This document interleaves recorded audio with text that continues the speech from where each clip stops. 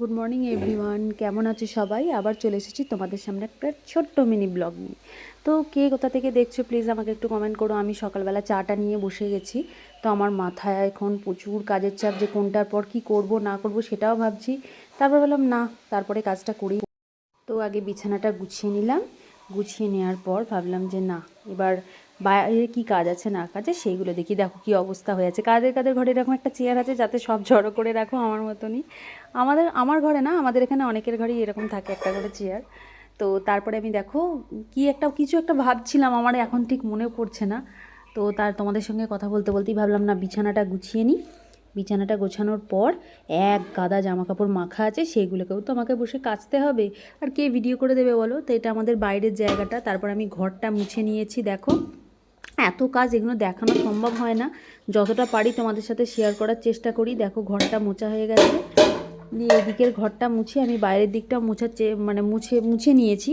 তারপরে খাবার প্যাকিংও তোমাদের সাথে খানিকটা শেয়ার করলাম। এটা হয়েছে ডাল, শাক ভাজা, আলু ভাজা। ডালটা আমি তোমাদের খানিকটা নেড়ে দেখানোর চেষ্টা করলাম যে দেখো আমাদের ডাল কিন্তু খুব একটা পাতলা হয় না। তো এটা হয়েছে কুচো আলু ভাজা আর শাক। আর একটা হয়েছিল আমের চাটনি। দেখো ভাতের জায়গাটা অর্ধেক খাবার নিয়ে চলে গেছে। এটা ছিল আমের চাটনি। আর একটা কি তরকারি ছিল আমার ঠিক মনে নেই, সম্ভবত পটল আলু ছিল, দেখে তোমাদের বলছি দাঁড়াও। চাটনি ছিল, চাটনির সাথে ছিল পটল আলুর তরকারি। আসলে কি বলো তো, কাজ করব না প্যাকিং করব না কোনটা তোমাদের কি দেখাবো, সবসময় এসবগুলো মনে থাকে না। তাও যতটুকু পারি তোমাদের সাথে শেয়ার করার চেষ্টা করি, যাতে তোমরা অন্তত দেখো যে আমি সকাল থেকে কি করি আর কি না। এই তো বাঁধাকপি ছিল, বাঁধাকপি ছিল।